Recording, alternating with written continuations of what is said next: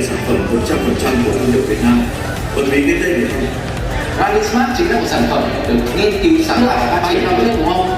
Và khi biết thông tin này thì các bạn cũng thấy là wow, rất là ấn tượng và tự hào luôn. Chính là một sản phẩm của người Việt, trí tuệ của người Việt, không buồn đâu.